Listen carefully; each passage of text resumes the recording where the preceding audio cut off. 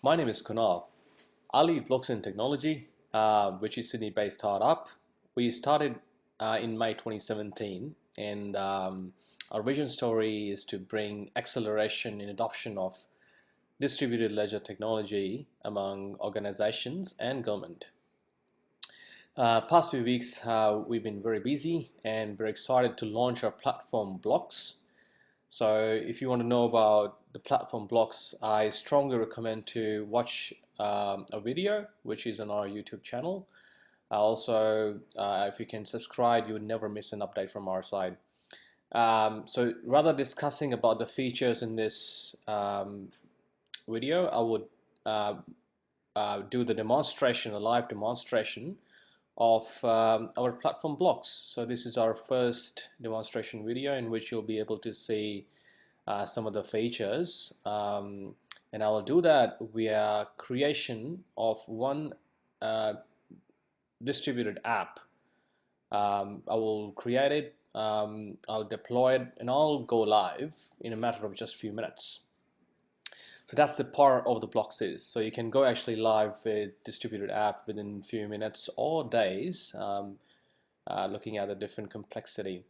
So the one which I'm going to demonstrate today is a creation of your app. So your app is nothing but just a messaging app.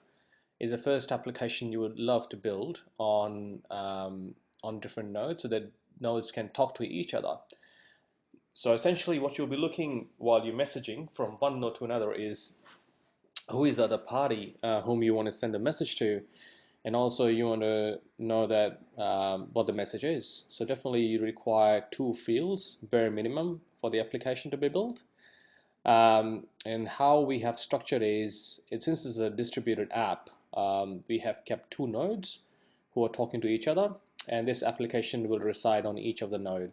You can create a separate application for each node, or you can have a same application itself. So it depends like what kind of story you want to weave in. So these two nodes, as you see in the slide, represents two organizations, two different organizations who have their own platform or own application to talk to. What we'll do the first is we'll create an application as a first step in our BLOX Studio environment, and eventually when we go live, we'll publish this into our app and we will see the results real time. And also worth noticing that we have a range of connectors and blocks. One of the connectors is Corda connector, which lets you connect to your Corda set of APIs or the code apps. So let's go through that and bring the action in. All I'm going to do is I'm going to log in through a secure platform, which is BLOX Studio itself, with the web URL as secure.blox.technology. I'm going to log in as the organization A. I have a user dedicated for the organization A who's having the admin access or admin rights to create an application. I'll just click on next and enter the credentials.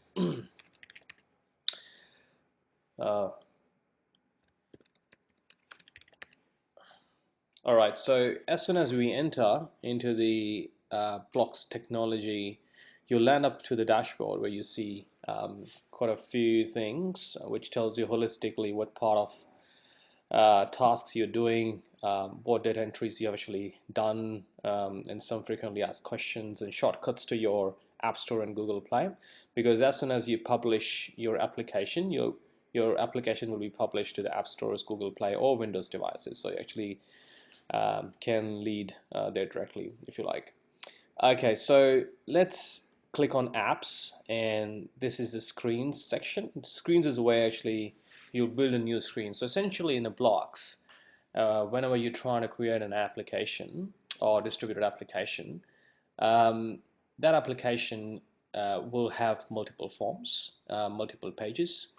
So the first thing you'll do is create a form, and how you do it is by creating add new.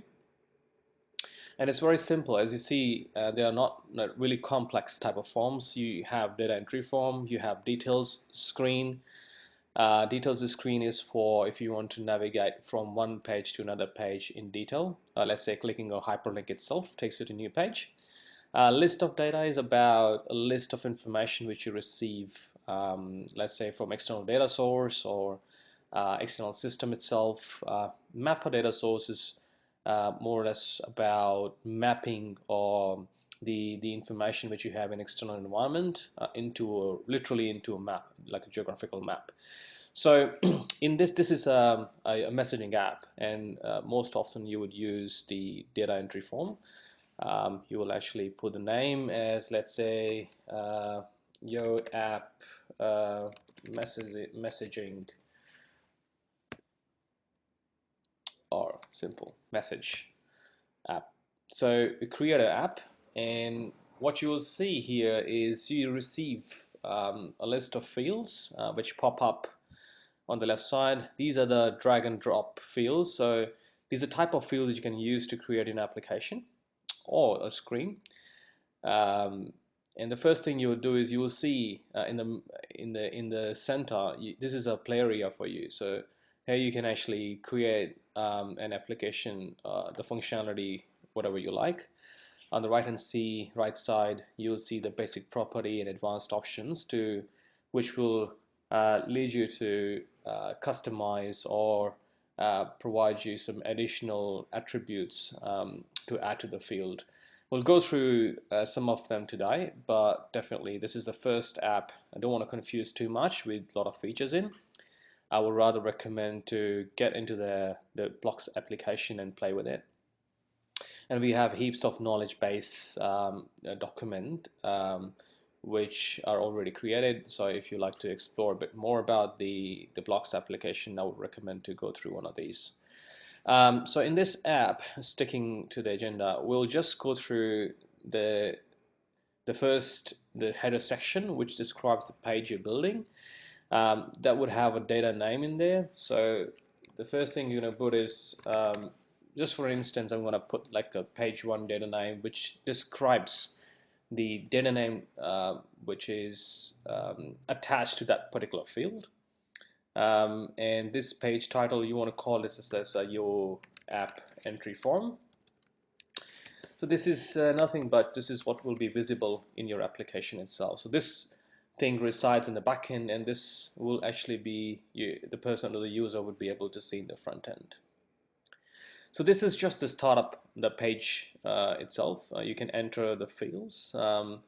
You can say that what kind of field you like. So you can obviously have field 1 data name, which is again going to reside in the background. And you can simply say here title text as the message, what you want to send. And you also would like to have a field which tells you where you want to send information to. So I would rather click on the choices kind of field. Choices kind of field actually will give you a range of drop down or the peers or the nodes which are part of your network. So if you want to, let's say, send information from organization 1 to organization 2, you would not need to know that how many organizations are in network.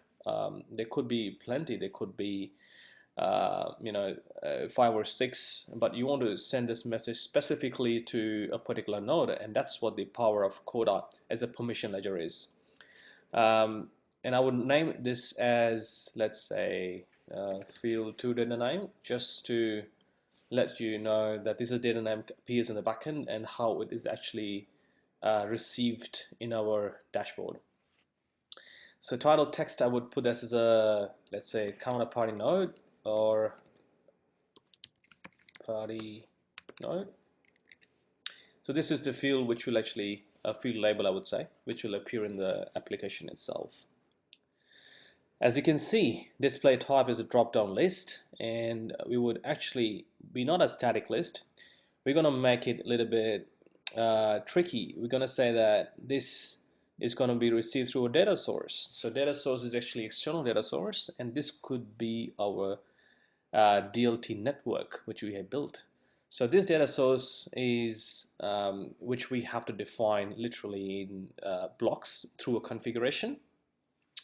I have already defined one of the data source here. We'll call it counterparty node.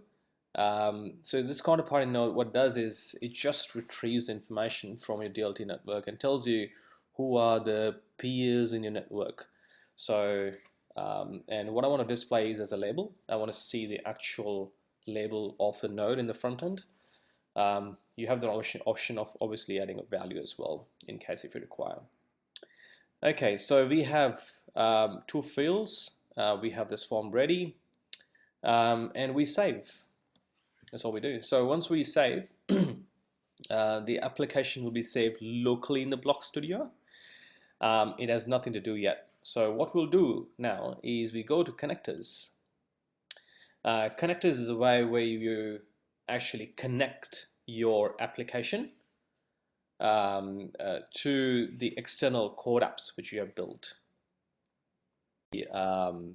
When I click on Add Connector for that distributed app in the settings, we just saw the connector screen popping up, which tells you through which external applications it can connect to. So you could see quite a few there. One of them is Corda, which is connect your distributed app or the app with Corda Ledger. So I click on this one because I would like to connect our Corda, our distributed app which we're building to the Corda app in the background. So it asks for me a destination URL. So destination URL is nothing but the URL, the endpoint of your code app. And what I'll do is, in a sticky note at one time, so I'll just copy this URL which I have built up in the background. So the only thing which you will do is you specify the URL here, and when this application will go live, it will call the URL and do as what mentioned in that code app. So you could clearly see this is a code app which is made generic by passing some parameters, which is party one. So what we have done is when any party needs to send a message to any other party, just what needs to be changed is this parameter from party 1 to party 2 or party 3. So in this case, as we are logged into organization A, we will use a party 1, that is this application is tied to the node 1. And I click save, and that's it. So once it's done, the actual connector gets saved, and we can see its design back. You can clearly see again, this is how the application would look like. And what we'll just do is now publish it. So with one click of the button, actually this app has been published live. And that's how the beauty is. If you see any issues, you would see compilation errors on the screen itself, since there is no discrepancy here or any issues coming up. You would not see any problems. Now let's go back to the application which has gone live. I would love to take you through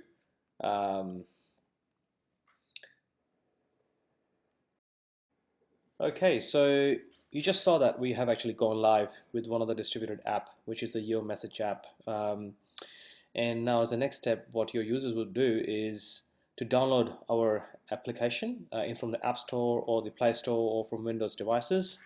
I've got an App Store application up and running. So this is BLOX Blockchain Apps in a Box.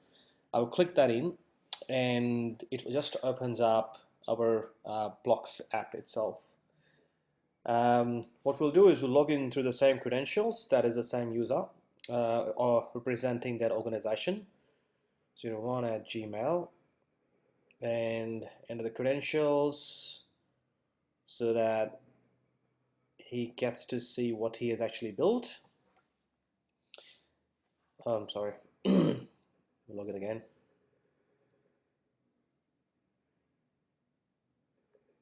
All right, so you clearly see, you notice that there's a sync complete actually appeared, and it just vanished within a few seconds. So what the application does by itself in the background is, when you create any new application in your studio, and if it belongs to your organization, it just syncs it back from the studio, and into your app stores. So basically, you can really see the things going live in a matter of few seconds.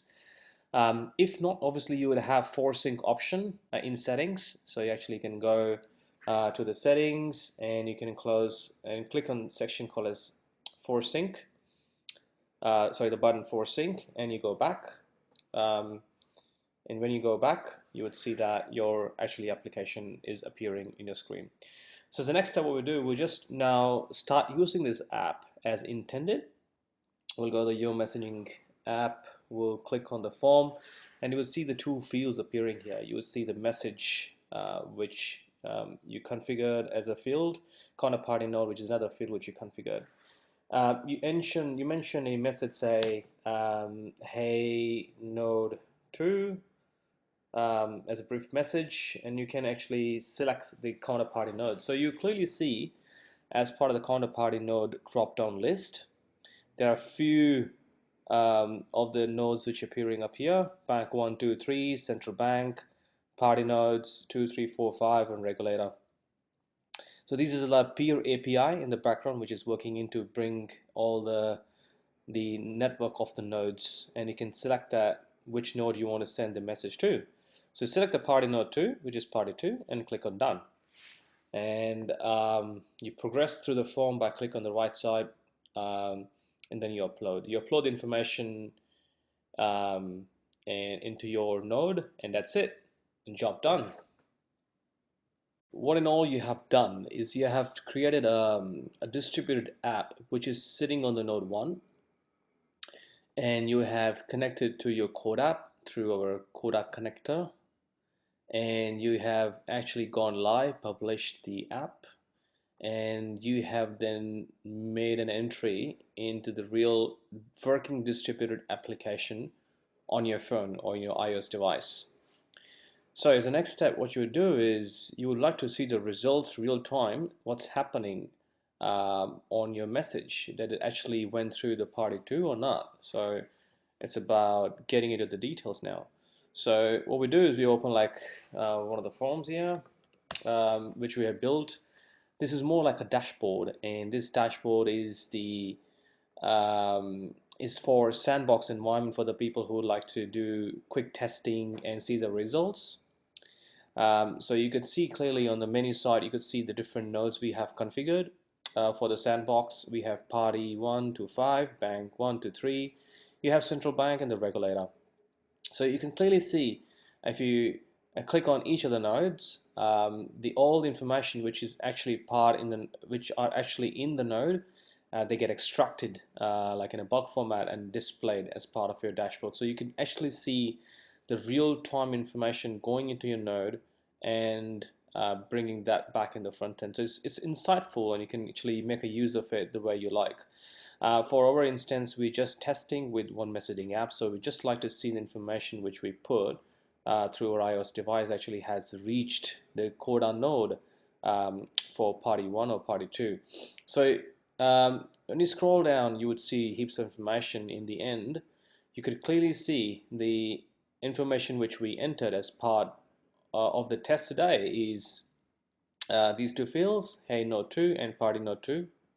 Sorry, hey node 2 is the message, and party 2 is a node where actually you send the information to. And also you can see on the right hand side, you can see the counterparty. Counterparty name is party 2. Location is New York, organization is US. This is actually the node information, which is very specific to the node. You can see the transaction hash created by Corda, the corporate key signatures for that node.